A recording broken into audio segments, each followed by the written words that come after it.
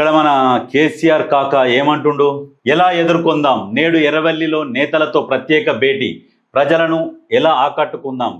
ఎలా ఆకట్టుకునేది ఏం లేదు, నువ్వు కట్టుకునేది ఏం లేదు. నిన్నే ఆడ మొత్తం బట్టలు చుట్టి ఫామ్ హౌస్లు కూసబెట్టిర్రు.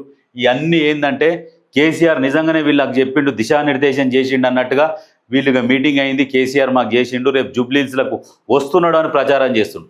ఆయనకు లేవచేతన అయితే లేదు, కానీ జూబ్లీహిల్స్ ఎలక్షన్ ప్రచారంలోకి వచ్చి ఎట్లా ప్రచారం చేస్తాడు? అంటే ఆ టాప్ లైన్ జీబులా నిలబడి ప్రచారం చేయగలుగుతాడా? నిలబడే ఓపిక ఉందా? ఆయనకు ఆ పేపర్ పట్టుకొని చదవాలి ఆయన. ఇప్పుడు ఆ పరిస్థితి అట్లా ఉన్నది. ఏదో బస్సులు అంటే హైవే రోడ్లు అంటే బస్సుల ముందర సీట్లో కూర్చుంటాడు, చెయ్యి ఒప్పుకుంటా పొమ్మంటే పోతాడు. ఫామ్ హౌస్లోకి వెళ్ళి ఇంతవరకు వెళ్ళలేదు. ఇన్ని సంవత్సరాలు అవుతుంది, నాకు 60,000 పుస్తకాలు చదివినా, నాకు అపార అనుభవం ఉన్నది, కేంద్ర మంత్రి చేసిన, ఎంపీగా చేసిన, ఎమ్మెల్యేగా చేసిన, మిగతా పార్టీలలో పనిచేసిన అనుభవం ఉంది. నీ అనుభవం ఏమిటికి ఎక్కడ వస్తుంది? తూడు చేసుకుంటాను కూడా పనికి రాకుండా అయిపోయింది. నువ్వు వాళ్ళకి వెళ్ళి బయటికి వెళ్తలేవైతివి, సూచనలు కూడా చేస్తలేవైతే, ప్రభుత్వాన్ని కూడా ప్రశ్నిస్తలేవైతే. ఇప్పుడు దీనికోసం ఈయనంట ప్రజలను ఎలా ఆకట్టుకుందాం, ప్రచారం సమావేశాలపై చర్చ. ఏం చర్చ చేసినా కేసీఆర్ ఎట్లయితే లేచిండో పాలు వంగినాయో సేమ్ అట్లనే కిందికి పడిపోయిండు. కేసీఆర్ని ఇప్పుడు నమ్మేటట్టు లేరు. ఆ గులాబీ కలర్ని చూస్తేనే ప్రజలు ఇట్లా అసహించుకుంటారు. అటువంటి పరిస్థితి తెచ్చుకున్నారు మీరు. ఎట్లా తెచ్చుకున్నారు? తెలంగాణ సంపదని మొత్తం కొల్లగొట్టి దోసుక తిన్నారు కాబట్టి ప్రజలంతా కోపం మీద ఉన్నారు. ఎంతో కొంత చదువుకున్న వాళ్ళకి మాత్రం క్లియర్గా అర్థమవుతుంది. కొంతమందికి పైసలు ఇచ్చి సుట్టు ఎగిరిపించుకుంటున్నారు కదా, ఆ ఎగిరిపించుకునేటోళ్ళకి, ఆ ఎగిరేటోళ్ళకు కూడా త్వరలోనే అర్థమవుతుంది. ఈ జూబ్లీహిల్స్ రిజల్ట్స్ వచ్చినాక వాళ్ళే మీకు వాత పెట్టి పక్కకు జరుగుతారు. అప్పుడు మీరే ఉండాలి, చెక్క భజన చేసుకోవాలి మీరంతా. కోఆర్డినేషన్పై దిశానిర్దేశం చేయనున్న కేసీఆర్ స్టార్ క్యాంపెయినర్లు, డివిజన్ ఇన్ఛార్జీలు, కార్పొరేటర్లకు సమాచారం. స్టార్ క్యాంపెయినర్లు ఎవరున్నారు? మీ స్టార్ క్యాంపెయినర్లు ఎవరిని రానియాడు మీ కేటీఆర్. నేనే స్టార్ అంటాడు, నేనే అంటాడు, రాజు అంటాడు, సిపాయి అంటాడు, అన్నీ ఆయనే మీదేసుకుంటాడు. ఆయన ప్రచారం చేసిన ప్రతి నియోజకవర్గం ఓడిపోయింది. దాదాపు మెజార్టీలు తగ్గినాయి. మీరు లెక్కలేసుకోరి. కేటీఆర్ ఎంతైతే ప్రచారం చేస్తాడో అవన్నీ సంకనాకిపోతున్నాయి. కార్పొరేటర్లు కూడా దాదాపు అందరూ వలసలు పట్టిర్రు. ఆల్రెడీ ఎవ్వరి కాళ్ళు మాట్లాడుకుంటూనే ఉన్నారు. ఏంటంటే ఈ జూబ్లీహిల్స్లో ఎవరు గెలుస్తారో చూద్దాము, ఆ జూబ్లీహిల్స్ గెలుపు తర్వాత డిసైడ్ అయిదాము వేరే పార్టీలకు పోయేదాని గురించి అని చాలా ఆలోచిస్తున్నారు. ప్రతి ఒక్కరు మినిట్ టు మినిట్ ఆలోచిస్తున్నారు. ఏంటంటే ప్రభుత్వం మీద వ్యతిరేకత వచ్చింది 2 సంవత్సరాలనే అని రేకు డబ్బా ప్రచారం చేసిరు. రేకు డబ్బా ప్రచారం ఏమైంది? తిప్పి మళ్ళీ మీకే రేకు తలిగింది. ఎక్కడ ప్రభుత్వం మీద వ్యతిరేకత ఉన్నది? ఏడలేదు. ప్రజలందరూ హ్యాపీగా సంతోషంగా ఉన్నారు. ఎప్పుడైనా నువ్వు ఏదన్నా ఇయ్యకపో, కానీ దోసుకునుడు ఉండొద్దు. ఆ దోసుకునుడు వల్లనే బీఆర్ఎస్ని సంక నాకిచ్చి, నేల నాకిచ్చి ఆ మూలకు పడేసిరు. ఇప్పుడున్న ప్రభుత్వంలో ప్రశాంతంగా ఉన్నదో లేనిదో నిమ్మలంగా ఉంటున్నారు జనాలకు కావాల్సింది కూడా అదే. మీరు అప్పులు కనుక చేయకపోయి ఉంటే ఇప్పుడు తెలంగాణ పరిస్థితి ఇంకా వేరేలాగా ఉంటుండే. ఇప్పుడు ఈ ముఖ్యమంత్రి రేవంత్ రెడ్డి ఉన్నందుకు అసలు పరిస్థితి అనేది, రాష్ట్ర పరిస్థితి వేరే విధంగా ఉంటుండే. ఆ అప్పులకు ఆ మిత్తిల పైసలతోనే ఎన్నో పథకాలు వెళ్ళిపోవు. ఇట్లా దోసుక తిన్నారంటే ఇక దొంగలు మళ్ళీ అధికారం వస్తుందో రాదో అన్నట్టు మొత్తం గిక్క తిన్నారు. ఆ రకంగా పరిపాలించారు. మళ్ళీ మీరు సిగ్గు లేకుండా జూబ్లీహిల్స్ ఉప ఎన్నికలకు వచ్చి మేము ఏ కర్తం ఓ కర్తం, కేసీఆర్ సీఎం అవుతాడు, ఏం జూబ్లీహిల్స్ గెలిస్తే సీఎం అవుతాడా? ప్రజలకు అబద్ధం ప్రచారాలు ఎందుకు చేస్తారు? ఏం హైడ్రా ఇండ్లు అన్నీ కూలగొడుతున్నది. ఏది కాంగ్రెస్ గెలిస్తే హైడ్రా కూలగొడతా అంటే అందరి ఇండ్లు ఎందుకు కూలగొడతలేదు? మరి కేసీఆర్ ఇల్లు ఎందుకు కూలగొడతలేదు? దీని మీద ఎందుకు ఆలోచన చేయరు ప్రజలు? ఆలోచన చేయాలి ప్రజలు. ఈ అంత ఫేక్ ప్రచారం చేస్తారు. ఏంటంటే హైడ్రా వస్తే ప్రతి ఇంటి ముందు బుల్డోజర్ అట. బుల్డోజర్ దేనికి ఉంటుంది? ఓన్లీ చెరువులలో, ఆక్రమణాలలో ఉంటుంది. ఎవరెవరికి పర్యవేక్షణ బాధ్యతలపైన సూచనలు. ఇప్పటి వరకు జరిగిన ప్రచార సరళిపైన ఆరా.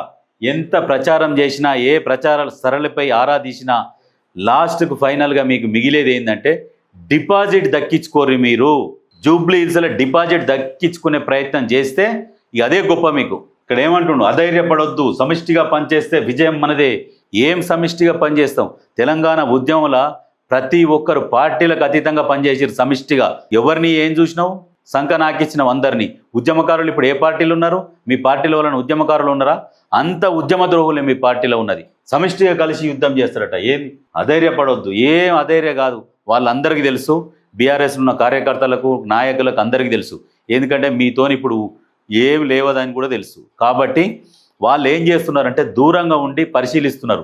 ఈ జూబ్లీహిల్స్లో ఎవరు గెలిస్తే స్థానిక ఎన్నికలలో కూడా వాళ్ళదే హవా నడుస్తుంది, నెక్స్ట్ ఎలక్షన్లలో కూడా వాళ్ళదే ఉంటుందని ప్రతి ఒక్కరు అదే ఆలోచనలో ఉన్నారు. ఖచ్చితంగా జూబ్లీహిల్స్ మీరు డిపాజిట్ దక్కించుకుంటే చాలా గొప్ప, మీకు అది విజయం అన్నట్టే. రాసి పెట్టుకోరు మీరు ఎక్కడైనా. కేసీఆర్తో హరీష్ కేటీఆర్ భేటీ సుదీర్ఘంగా సాగిన చర్చ. కేసీఆర్తో హరీష్ కేటీఆర్, హరీష్ ఏంది ఏం చర్చ జరుపుతున్నారు అనేది వింటాడు ఆయన అంతే. మీ జూబ్లీహిల్స్లా బీఆర్ఎస్ ఓడిపోవాలని మొదట ఉన్నది హరీష్ రావుకే. ఎందుకంటే మీరు ఓడిపోతేనే హరీష్ రావుకి ఇంకా వంగి వంగి పనిచేస్తారు. హరీష్ రావు కూసోమంటే కూసుంటారు, లేమ్మంటే లేస్తున్నారు. ఇప్పుడు మీ పరిస్థితి అది. మీ బీఆర్ఎస్ మొత్తం ఇప్పుడు హరీష్ చేతుల్లోనే ఉన్నది. మీ భయం అంతా ఏంటంటే హరీష్ బయటికి వెళ్తాడేమో, బయటికి వెళ్తే మా పరిస్థితి ఏంది అనే ఒక టెన్షన్ల అభద్రతా భావంతో ఉన్నారు మీరు. హరీష్ కూసోమంటే కూర్చుంటున్నారు. ఇప్పుడు ఒకప్పుడు అధికారంలో ఉన్నప్పుడు హరీష్ని దేకిరా మీరు? కనీసం మాట్లాడుకున్నావా? హరీష్తో నేను మాట్లాడినావా అధికారంలో ఉన్నప్పుడు? అధికారం కోల్పోయినాక నీ బావ నీకు గుర్తొచ్చిండు. ఇప్పుడు పార్టీ మారుతాడేమన్న ఒక టెన్షన్లా, ఆ టెన్షన్లా ఇప్పుడు ఏంటంటే హరీష్ బావ ఆయన కూడా ఉంటుందిగా, మనసులో ఉంటుంది. ఆయన చిన్నపిల్లగాడు కాదుగా, అన్నీ గమనిస్తూనే ఉన్నాడు. జూబ్లీహిల్స్లో ఓడిపోతేనే వీళ్ళు ఇంకా వంగి నా దగ్గరకు వస్తారు, అప్పుడు నాకు అధ్యక్ష బాధ్యతలు అప్పచెప్తారు, అప్పుడు చూసుకుందాం. రేపు జూబ్లీహిల్స్ అయిపోయినాక కూడా ఆయనకు బాధ్యతలు అప్పచెప్పలేదనుకో, 28, 29లో కూడా మ్యాక్సిమం నియోజకవర్గాలలో డిపాజిట్ కూడా దక్కనియాడు హరీష్ రావు. మీరు ఏమో అనుకుంటారు, కాంగ్రెస్ మీద ఫైట్ చేస్తున్నాం అనుకుంటారు, కానీ కాంగ్రెస్ మీద కాదు. ఫస్ట్ మీ బావతోని ఫైట్ చేయరు. కేటీఆర్ గారు మీ బావతోని, మరి ఆయన అయితే ఒప్పుకోడు. ఎందుకంటే నువ్వు ముఖ్యమంత్రి అంటే మాత్రం ఆయన అస్సలు సస్సే మీరా ఒప్పుకోడు. మీ బావ మీద యుద్ధం చేయి. మీ బావనే మీ మీద యుద్ధం చేస్తున్నాడు. కాంగ్రెస్ పార్టీకి మీకు అసలు సంబంధం లేదు. కాంగ్రెస్ పార్టీతోని, కాంగ్రెస్ పార్టీకి మీరు పోటీనే కూడా కాదు. హరీష్ రావు చాలు మీకు మిమ్మల్ని ఓడగొడుతందుకు, గుర్తుపెట్టుకోరి. కాంగ్రెస్ బీజేపీపై ప్రజల్లో ఫీడ్బ్యాక్, పలు అంశాలపై దిశానిర్దేశం. ఏం దిశానిర్దేశం లేదు. ఏమున్నా సంతులు చదువుకోవాల్సిందే. మళ్ళీ 700 షిప్ అంటే ఎనుగులు ఉందన్నట్టు మళ్ళీ ఎక్కడికి వెళ్ళి వచ్చిరో అక్కడికి పోవాల్సిందే. కాకపోతే కాంగ్రెస్ ప్రభుత్వం కూడా ఏ చర్యలు తీసుకుంటలేదు. ఇన్ని రోజులు అవుతుంది, 2 సంవత్సరాలు దాటింది. వాళ్ళు ఉత్తుత్తా కూడా కేసులు పెట్టి లోపల నొక్కిరు. మీకు అన్ని ఆధారాలు ఉన్నాయి, అన్నీ దొరికినాక కూడా ఇంకా లేట్ చేస్తారు. ప్రజలకు కావాల్సింది వాళ్ళని జైలు వేయాలి. మీరేమో పథకాలు ఇస్తారు, బంగారు నాణాలు ఇస్తే తిందాం దాచుకుందాం అన్న ఉద్దేశంలో ప్రజలు లేరు. వాళ్ళు ఎంతైతే సంపద దోసుకుర్రో, ఆ సంపదను కొల్లగొట్టిరో దాన్ని రికవరీ చేయాలి, వాళ్ళని జైలు వేయాలన్న ఆశతోనే ఉన్నారు ప్రజలు. అది మీరు ఆలోచన చేయర్రి. ఇంటెలిజెన్స్ రిపోర్ట్ తెప్పించుకోరి, ఆ రిపోర్ట్ ప్రకారం అన్న పనిచేయరి. వాళ్ళని కనీసం ఆ లోపల నూకితే ప్రజలు సంతోషపడతారు. అమ్మ అని రేవంత్ రెడ్డి చెప్పిండు, ఖచ్చితంగా మళ్ళా జైల్లో మీకు డబల్ బెడ్రూమ్ ఇల్లు కట్టిస్తా అని చెప్పిండు. నిజంగా వేస్తాడేమో అన్న ఆలోచనతో ఉన్నారు. ఖచ్చితంగా మీరు వాళ్ళ మీద చర్యలు తీసుకుంటే ప్రజలు సంతోషపడతారు.